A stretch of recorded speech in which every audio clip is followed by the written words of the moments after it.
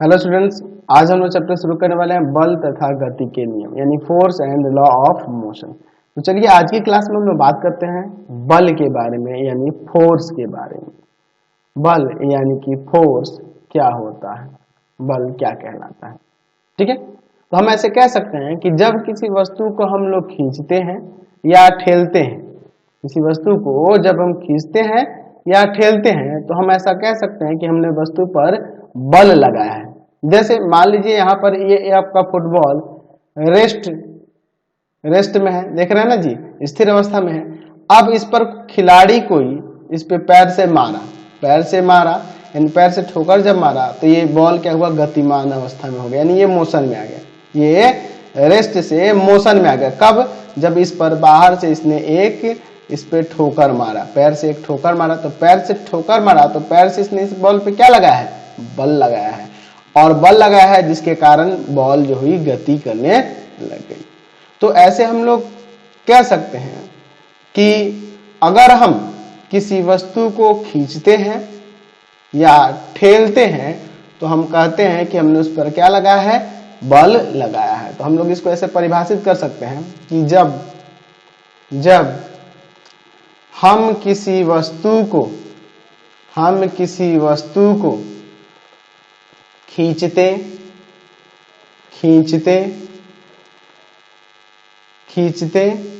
या ठेलते हैं तो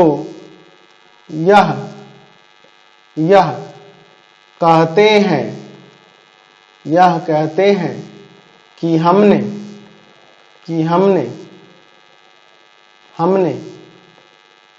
उस वस्तु पर बल लगाया। उस वस्तु पर क्या लगाया, बल लगाया। तो ये जो बल लग रहा है एक वस्तु द्वारा दूसरे वस्तु पर लग रहा है। यहाँ पे इस व्यक्ति के पैर द्वारा है ना, ये व्यक्ति अपने पैर द्वारा इस बॉल को ठोकर मार रहा है, यानी कि कह सकते हैं कि एक वस्तु दूसरे वस्तु पर बल आरोपित करती है। और बल आरोपित करके कौन कौन सी क्रिया कर सकती है, इसको थोड़ा समझ लेते हैं। हमने देखा कि इस फुटबॉल को इस व्यक्ति ने अपने पैर से मारा यानी कि इस पे बल लगाया, तो बल लगाने के कारण ये वस्तु गतिमान हो गई, है ना, गति की अवस्था में हो गई। पहले स्थिर थी, अब ये गति करने लगी। अच्छा चलिए, मान लीजिए बॉल गति ही कर रहा है, इसने क्या किया, इसको पैर से रोक लिया। तो रोक लिया तो किस में आ गया, विराम में आ गया। यानी कह सकते हैं कि बल लगाकर वस्तु की जो गति अवस्था में थी उससे उसे विराम अवस्था में लाया जा सकता है। अच्छा मान लीजिए कि बॉल इधर से गति करके ऐसे आ रहा है, अब इसने क्या किया कि इस पे ठोकर मारकर उधर के तरफ मार दिया, यानी कि बल लगाकर इसने बॉल इधर से आ रहा था लेकिन अब क्या किया, बल लगाकर इसकी दिशा को बदल दिया।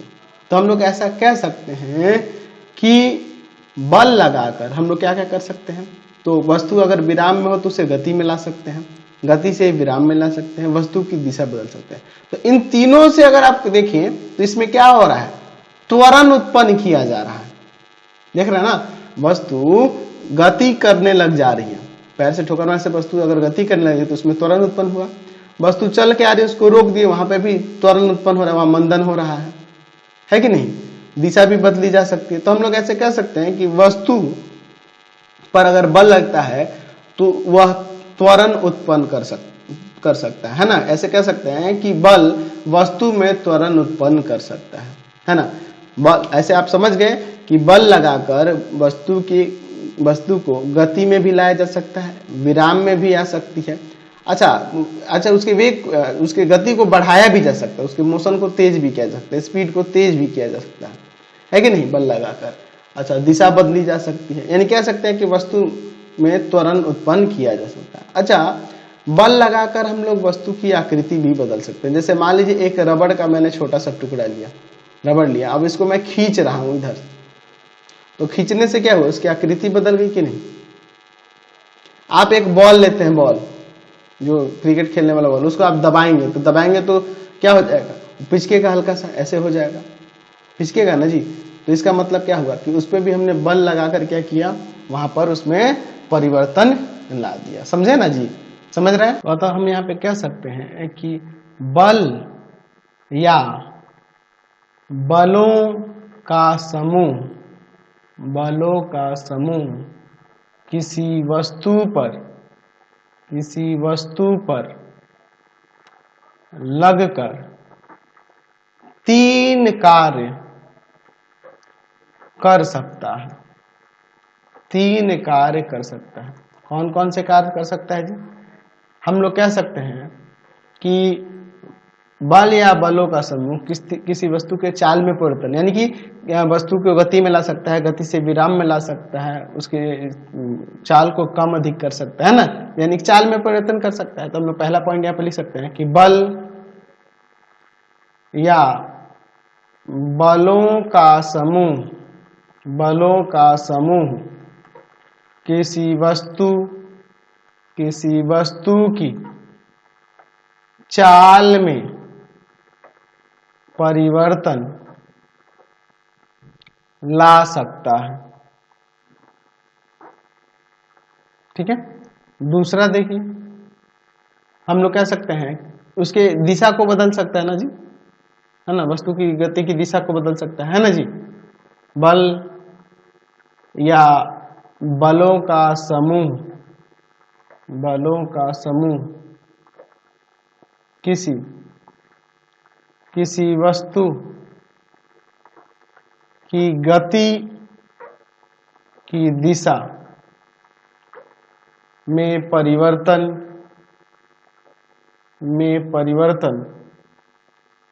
ला सकता है। ठीक है। तीसरा देखते हैं, हम लोग आकृति बदल सकते हैं, लिख सकते हैं कि बलों का समूह किसी वस्तु की आकृति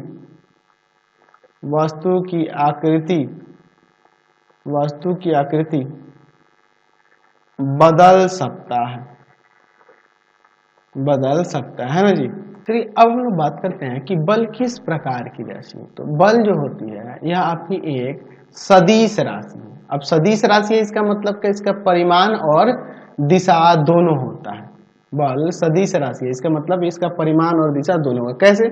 कैसे देखिए, मान लीजिए एक मोटरसाइकिल से कोई जा रहा और एक कोई साइकिल चला रहा, तो दो लोग एक साइकिल से जा रहा और एक कार से जा रहा। ठीक है। तो जो साइकिल सवार है, कार जो चल रही है, कार की अपेक्षा धीरे चलेगी। ठीक है। यानी कि इनके परिमाण में अंतर होगा ना, इसमें बल अधिक लगेगा, इसमें बल कम लगेगा ना। तो इसका मतलब कि बल का परिमाण होता है। अच्छा, दिशा की बात करते हैं, तो जैसे मान लीजिए फुटबॉल को ही है, ये इधर मार दिया, कभी इधर मार दिया, कभी इधर मार दिया, तो जिस दिशा में बल लगाएगा उसी तरफ से वस्तु गति करेगी, उसी दिशा में बल गति करेगा। इसका मतलब इसका दिशा भी होता है, यानी कि बल क्या हो जाएगा, सदिश राशि हो जाएगा, क्योंकि इसका परिमाण और दिशा दोनों होता है। चलिए अब हम लोग बात करते हैं लगाव बिंदु क्या कहलाता है। लगाव बिंदु क्या होता है? लगाव बिंदु यानी कि पॉइंट ऑफ एक्शन क्या होता है, लगाव बिंदु होता क्या है? देखिए एक्चुअल में लगाव बिंदु वह बिंदु होता है जिस बिंदु पर बल लगाया जाता है। जिस बिंदु पर बल लगेगा वह क्या कहलाता है, लगाव बिंदु कहलाता है। तो इसे चाहो तो आप लिख सकते हैं कि वह बिंदु जिस पर बल लगाया या बल लगता है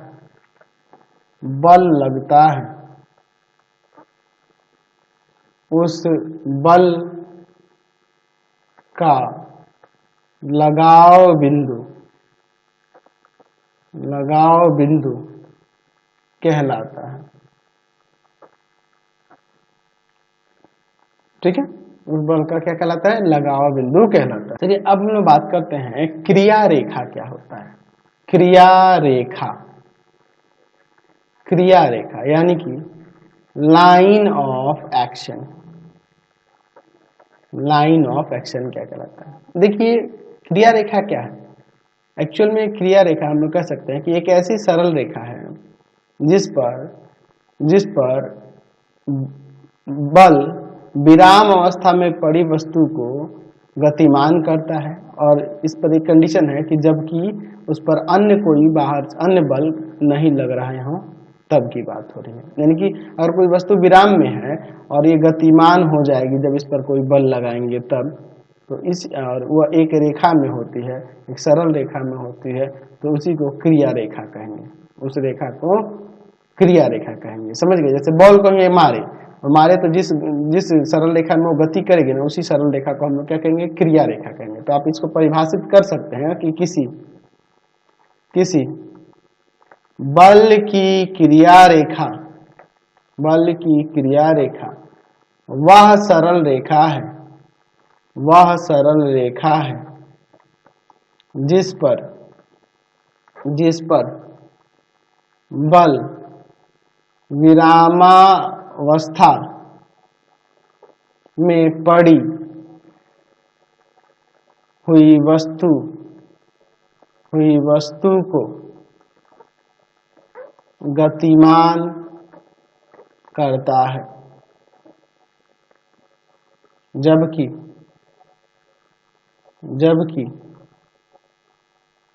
जबकि उस पर अन्य बल नहीं लग रहे। समझ गए? तो जितने भी अभी हमने टॉपिक देखे उससे हमें ये निष्कर्ष निकला कि अगर मान लीजिए हमें बल के विषय में पूरी जानकारी चाहिए तो उसके लिए हमें किन किन बातों पर ध्यान रखना होगा? कि हम लोग ये ध्यान रखेंगे कि वह जो बल लग रहा है किसी वस्तु पर लग रहा है, वह कौन लगा रहा है, उसका लगाव बिंदु क्या है, क्रिया रेखा क्या है, उस बल का परिमाण क्या है, और बल की प्रकृति यानी कि वह किस प्रकार का बल है, ये भी हमें पता रहना चाहिए। यानी कि बल के भी प्रकार होते हैं, आगे हम लोग पढ़ेंगे, है ना?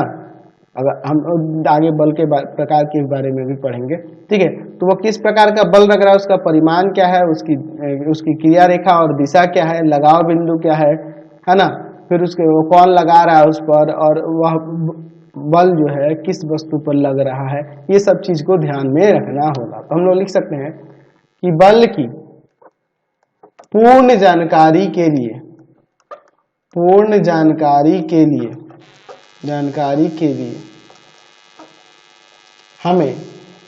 हमें निम्नलिखित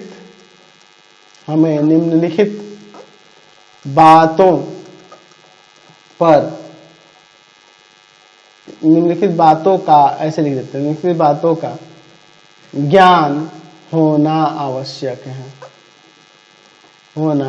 आवश्यक है। किन किन बातों का ज्ञान होना आवश्यक है? पहला बात हम लोग यहाँ पे लिख सकते हैं कि जो बल है वह बल किस वस्तु पर लग रहा है, किस वस्तु पर लग रहा है। दूसरा, उसे कौन लगा रहा है, ठीक है? तीसरी बात हम लोग ये ध्यान रखेंगे कि उसका लगाव बिंदु क्या है, उसका लगाव बिंदु क्या है। फिर उसके बाद हम लोग ये भी ध्यान रखेंगे कि उस पे जो क्रिया रेखा है, उसकी क्रिया रेखा तथा उसकी दिशा क्या है, उसकी क्रिया रेखा तथा दिशा क्या है, उसका परिमाण क्या है,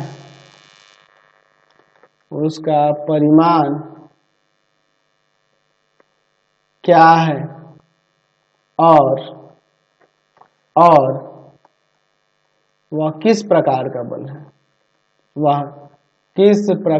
का बल है, ये सब की जानकारी होनी चाहिए, तभी हम लोग बल की पूरी जानकारी हो पाएगी। समझे ना जी? क्लियर है? चलिए अब हम लोग बात कर लेते हैं थोड़ा संतुलित और असंतुलित बल के बारे में। तो मैं यहाँ पे पहले देख लेता हूँ संतुलित बल क्या होता है, इसको लिख देता हूँ। संतुलित बल को कहते हैं बैलेंस्ड फोर्स क्या होता है। तो देखिए एक्चुअल में हम लोग इसे ऐसे कह सकते हैं कि किसी वस्तु पर जब एक साथ बल या बलों का समूह कार्य करता है और उस कंडीशन में अगर उसका परिणामी बल जो हो शून्य हो, उस कंडीशन में अगर परिणामी बल शून्य हो तो वैसे बल को हम लोग संतुलित बल कहते हैं। जैसे यहाँ पे देखिए 3 लोग इधर हैं 3 लोग इधर है, इस रस्सी को दोनों तरफ से खींचा जा रहा है, तो इधर देखिए दिखाया गया एक्चुअल में बल का ऐसा ही मात्रक न्यूटन होता है। तो ये 300 न्यूटन बल इधर भी लग रहा है और 300 न्यूटन बल इधर लग रहा है, समान बल लग रहा है, यानी कि इसका परिणामी क्या है शून्य है। कोई भी टीम यहाँ नहीं जीत पाएगी इस रस्सी वाले खेल में। तो इस तरह के बल को हम लोग संतुलित बल कहेंगे, क्योंकि यहाँ पे देख रहे हैं कि बलों के जो बलों का इसमें समूह जो लग रहा है, बल का जो परिणामी बल होगा यहाँ पर वो शून्य होगा। शून्य होगा क्योंकि कोई भी टीम जीतेगी नहीं, बराबर बराबर इधर बल लग रहे हैं दोनों तरफ। तो इसका मतलब कह सकते हैं कि यह क्या हो जाएगा, इसका क्या हो जाएगा, तो इसका परिणामी शून्य होगा। एक्चुअल में यहाँ पे देख रहे हैं इस कंडीशन में कि इधर भी बल लग रहा है, इधर भी बल लग रहा है विपरीत दिशा में, दोनों का परिमाण समान है और लेकिन दिशा विपरीत है। ये इधर 300 न्यूटन इधर लग रहा है बल, इसमें 300 न्यूटन इधर बल लग रहा है और परिणामी क्या है, परिणामी यहाँ पे क्या हो जाएगा शून्य हो जाएगा, इसलिए क्योंकि इनकी दिशाएं विपरीत है। बल लग रहा है इक्वल इक्वल लेकिन क्या है दिशाएं विपरीत है, इसलिए इसका परिणामी बल क्या हो जाएगा शून्य हो जाएगा। तो हम लोग इसमें लिख सकते हैं, इसको परिभाषित कर सकते हैं कि किसी वस्तु पर एक साथ कार्य कर रहे बलों का परिणामी यदि शून्य हो तो वे बल संतुलित कहे जाते हैं, संतुलित कहे जाते हैं। ठीक है, ध्यान रखना कि इसमें जो बल लगता है इसमें जो बल लगेंगे दो प्रकार के इसमें बल लगेंगे, 2 बल लगेंगे, 2 अलग अलग बल लगते हैं जिसमें यहाँ पर उनकी दिशाएं विपरीत होती है लेकिन परिमाण समान होता है। अब चलिए असंतुलित बल देख लेते हैं। अच्छा, संतुलित बल की एक और परिभाषा हम लोग यहाँ पे लिख सकते हैं यहाँ में कि यदि बलों का एक समूह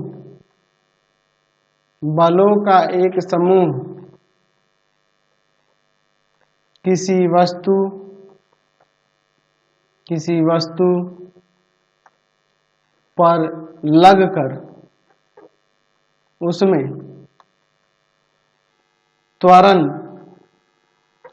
उसमें त्वरण उत्पन्न नहीं करता है,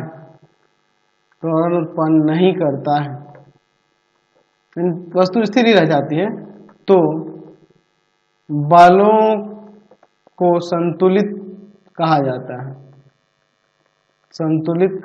है, यानी कि बैलेंस कहा जाता है। ठीक है, चलिए अब हम लोग असंतुलित बल देखते हैं। चलिए देखते हैं असंतुलित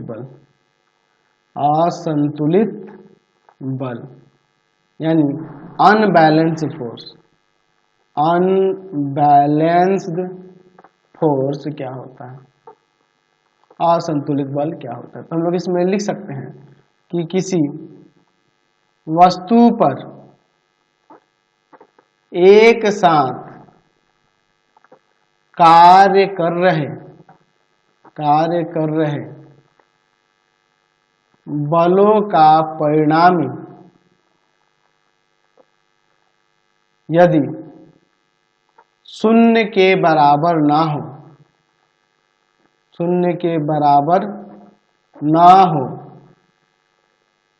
तो शून्य के बराबर ना हो तो वे बल असंतुलित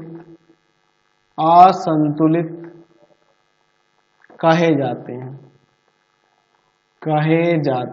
जैसे कि यहाँ चित्र में देखिए, यहाँ पे देखिए इधर 300 न्यूटन बल लगाया जा रहा है, इधर 100 न्यूटन, तो इधर वाला टीम जीत जाएगा। इसका मतलब क्या है, इसने ज्यादा बल लगाया है तो इसका परिणामी जो है शून्य के बराबर नहीं होगा। तो इसलिए इस बल को हम लोग क्या कहेंगे, असंतुलित बल कहेंगे। अच्छा, इसको ऐसे ही परिभाषित कर सकते हैं कि यदि त्वरण उत्पन्न होता है, यदि बलों के समूह जो है उनमें उसके द्वारा अशून्य त्वरण उत्पन्न होता है, तो हम लोग कह सकते हैं कि बल, यहाँ पे बलों का समूह क्या होगा, वो असंतुलित होगा। ठीक है ना जी। तो आप इसमें ऐसे ही परिभाषा लिख सकते हैं कि यदि वह समूह, यदि बलों का समूह, ऐसे कर देते हैं, बलों का समूह उस वस्तु में अशून्य त्वरण उत्पन्न करता है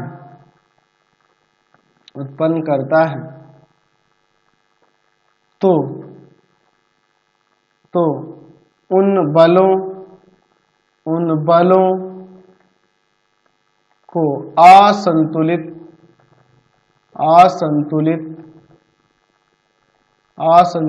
कहते हैं, असंतुलित कहते हैं। समझ गए? तो असंतुलित बल समझ गए और संतुलित समझ गए। तो आज की क्लास में इतना ही रहने देते हैं। नेक्स्ट वीडियो में हम लोग आगे देखेंगे, आगे बलों के प्रकार को देखेंगे। आपको हमारे 3 चैनलों को सब्सक्राइब कर लेना होगा। पहला है पाथफाइंडर क्लासेस छपरा, दूसरा है आपके पास भारती भवन रविकांत सर,